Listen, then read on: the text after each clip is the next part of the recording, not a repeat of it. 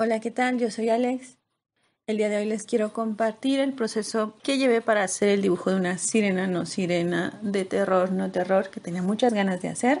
A la vez que voy a ir contestando las preguntas del Snow Book Tag. Fui nominada por Frida de Epílogo y se lo agradezco mucho porque se me hace muy gracioso para mostrar nuestro señor interno, porque es inevitable serlo un poco. Esas son las consignas.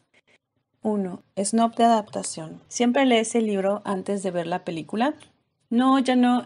Antes sí trataba, pero creo que es humanamente imposible. Y sobre todo si tienes la intención de ir al cine a poder disfrutarlo. Pero aún así me pondría punto 5 porque tengo dos excepciones. Y una es solo si el libro ya lo tenía como súper previsto leerlo por lo menos en un año o dos. Entonces sí lo muevo antes de ver la adaptación, pero son muy pocos. Y la segunda excepción es Stephen King. Tengo un proyecto personal de ir consumiendo 2, 3 libros de él al año. Llevo muy pocos, aparte él es súper prolífico. Y la verdad es que de todas formas no lo logro porque publica todos los años. Sus libros no solamente son adaptados, sino que pasan por remake. Desde que te metes al mundo laboral, la verdad es que tienes que decidir con sabiduría qué hacer en tu tiempo libre. Aceptar que no vas a leer, ni ver todo, ni escuchar todo. 2. Snob de formato físico, digital o audiolibro. Sí, yo fui esa fetichista que antes solía decir que solo el libro físico porque huele, las tapas duritas y lo cargas y sientes su peso en la mochila, tenerlo bajo la almohada. Actualmente elegiría el formato de audiolibro, pero sobre todo liberado en medios tradicionales para su consumo como radio y televisión, no solamente las aplicaciones o el internet, porque creo que sería una forma de acercar la literatura de otra manera a muchísima gente. Cuando yo era niña, mi mamá solía escuchar muchísimo radio y a veces nos tocaron algunos capítulos de radionovela o cómicos como las super repeticiones de Tres Patines y a mí eso me parecía súper mágico. Tenías la imagen por la sonoridad que te alcanzaban a transmitir o las interpretaciones y las pausas. Y es una convivencia muy diferente a que todo el mundo esté volteando a un punto focal, que en este caso sea una pantalla. Entonces, sí, sí me parecería algo muy bonito y creo que añadiría a esta parte de audiolibro algo que alguna vez comentó Yasnaya, que es que la academia solo valora ciertas formas de consumo de los libros o del conocimiento. Ella lo hace en esta reflexión de que los cuentos, las historias y enseñanzas de forma oral tienen muchísimo valor en culturas actuales y a través de los tiempos. No solo que lo hablen en ciertos idiomas, sino en lenguas originarias. 3. Snob de shipeo. ¿Andarías con alguien que no lee? Sí, sin problema. Creo que ninguna de mis parejas ha leído a mi ritmo o a mi cantidad. A lo mejor lo único que veo en coincidencia es que leen artículos periodísticos y de ahí el tipo de literatura de ficción que consumen ya es muy distinto y van como que a su propio ritmo. A mi pareja actual le leo fragmentos, sobre todo de ensayos que me mueven mucho. Entonces, pues creo que hay muchas formas de compartir tus lecturas. Solo conozco dos parejas que lean como que más o menos a su mismo ritmo y diversidad o que se encuentren en ciertos gustos y justo están como en este entorno de BookTube. Uno sería Eira y Ramón de el canal de Ríe Leyendo y creo que por eso nos gustan tanto sus vlogs porque se ve cómo lo están compartiendo y pues es muy bonito, es justo ver a alguien que vive el sueño de tener una persona en la que su gusto tal vez principal está en concordancia, entonces eso es muy divertido. Y la otra pareja que conozco que leen, Mariana y Ramón, del canal de Vikinga Lectora, incluso es que ellos llevan un podcast que es Me asustas pero me gustas. Ramón está súper involucrado en todos los proyectos que ha estado llevando Mariana, que es el Miedotón o sus clubs de lecturas, encontrarlos en las sesiones con los Patreons también. 4. Snob de género. ¿Cuál género dejarías de leer? Creo que hace mucho tiempo hubiera dicho también autoayuda, que no me gustan los libros que son descaradamente evidentes o sobre todo vacíos que solo te dicen échale ganas porque existe la meritocracia, así que evidentemente nulificar todas las estructuras de opresión que puede vivir cada persona en su vida. Pero como he encontrado libros muy buenos y robustos sobre el tema que han dejado mucha huella en mí, ya no recurriría a ellos, así que lo que tuve que hacer fue preguntarme si siquiera sabía qué eran los géneros literarios. Encontré la división de clásicos y modernos. Tuve que buscarlo porque yo no estudié letras, yo soy de área 1, físico-matemático, y aparte parece que olvidé las clases de secundaria. Y bueno, voy a tratar de dejarles la imagen.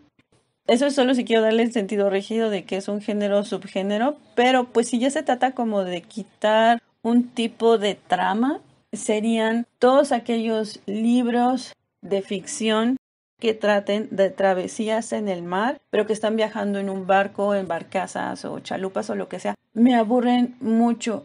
Creo que por eso no me gustó tanto El Viejo y el Mar, por eso La Odisea me venció, por eso La Isla del Tesoro me venció. Pude leer sin problema Robinson Crusoe, que la trama sucede en una isla. 20.000 leguas de viaje submarino también me gustó mucho, pero creo que hay también Jules Verne deja todo en los submarinos.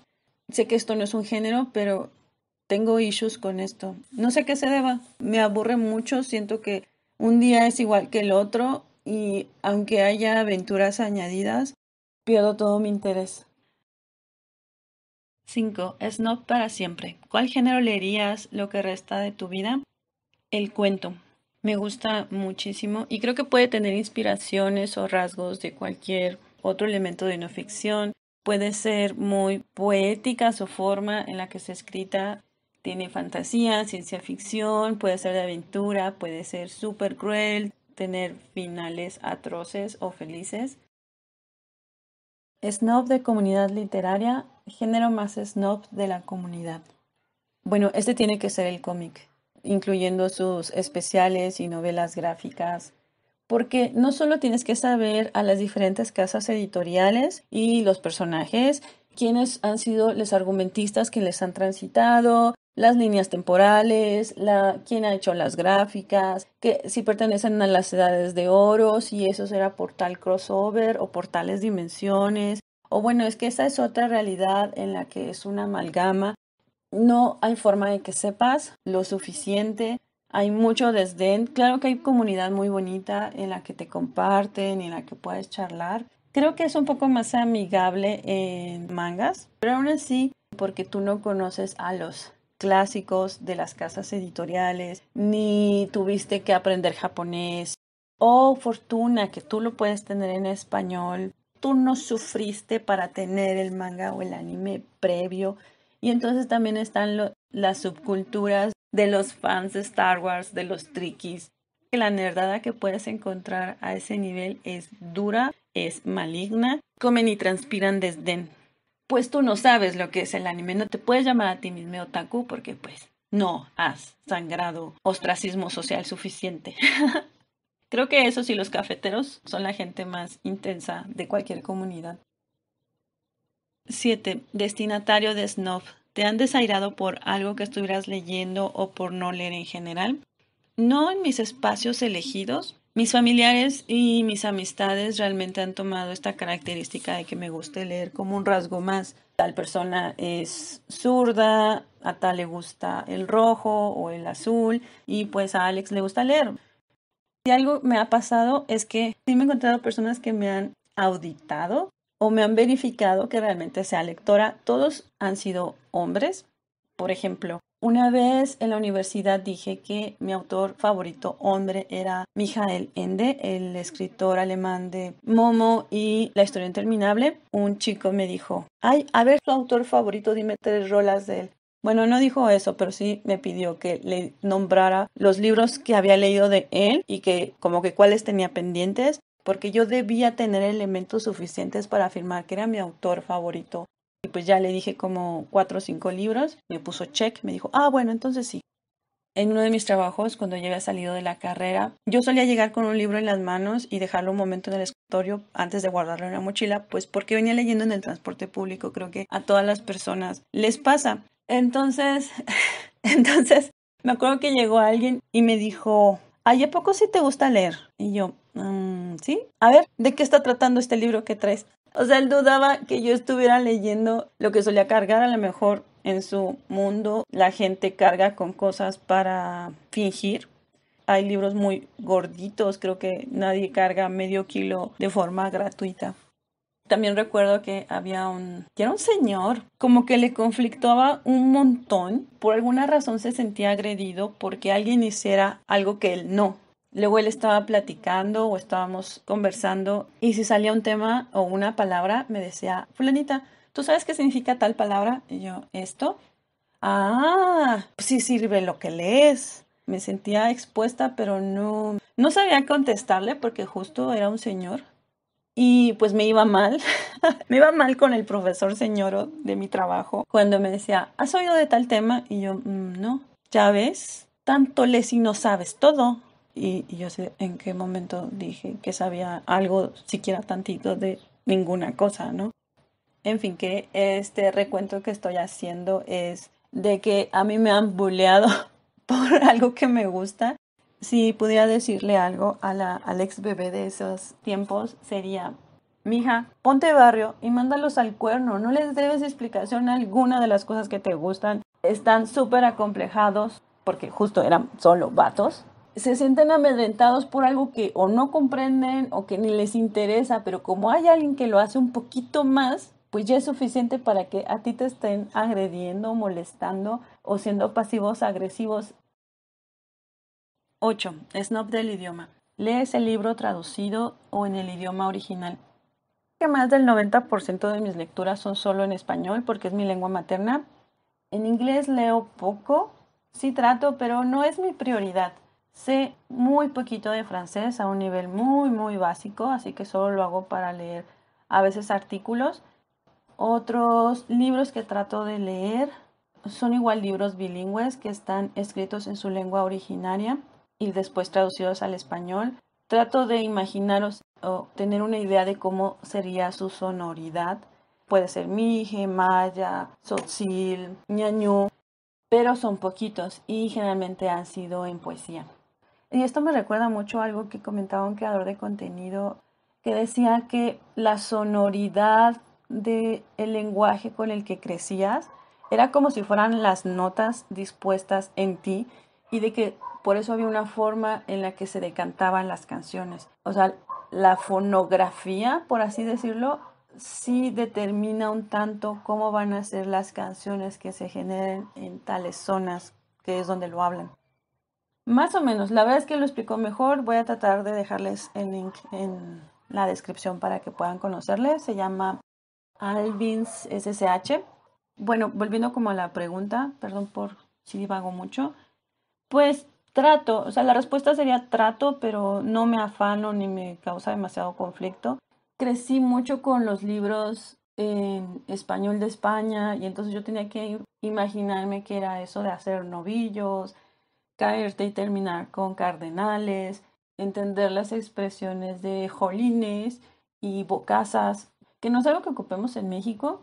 Y creo que es una fortuna que los años han sucedido y ya las traducciones tratan de hacerse un poco más en México o en cualquier otro país que tiende a no añadir regionalismos. Una vez me encontré la cuenta de Twitter de la traductora que estuvo en los Juegos del Hambre y ella decía lo que significaba haber creado el concepto de sinsajo, porque pues en inglés es una forma muy diferente de decirlo y obviamente de pronunciarlo. Y creo que la palabra quedó súper bonita. Y por ejemplo, esta obra tan controversial por su autora, puedo decir que mortífagos es una palabra súper poderosa, tiene raíces latinas y me parece mucho mejor nombre que recibió en inglés. Así que creo que hay cosas afortunadas y desafortunadas. Al final, que no sea tu lengua materna siempre va a generar dificultad y más si vas a leer escritos muy antiguos. Y entiendo toda esta ilusión que puede provocar leerlo en las palabras porque es el pensamiento exacto del autor que en ese momento estás tomando. Al final esto es un tema político, estamos hablando de que tienes el capital cultural y de tiempo para conocer otra lengua además de la tuya y por eso acercarte a leer de otras maneras, pues se te omnibula que al final el acceso a la literatura también es privilegio. A lo mejor solo añadiría la reflexión de que tener el capital de dinero y de tiempo para incursionar en otros idiomas y lenguas, pues siempre es costoso. No todas las personas tienen esa oportunidad y que tú tengas acceso a ello y lo quieras disfrutar, pues también es muy válido. No demeritaría a alguien por si ese es su gusto, pero pues muchas personas no tienen pues tales recursos, así que pues solo se trata de comprendernos y pues de respetarnos y si tienes la oportunidad de enseñarle a alguien un idioma en tu tiempo libre o con las niñas en tu familia, pues hazlo y les compartes tus libritos y tus historias. Y esas son todas las preguntas. Esta es la parte en la que tendría que nominar a alguien. Voy a mencionar a Mariana de Vikinga Lectora porque la admiro mucho. La voy a tratar de arrobar en alguna de sus redes sociales para que se anime a hacerlo, aunque creo que ha estado mucho más enfocada a su podcast. Les agradezco mucho el tiempo por ver, escuchar. Bye.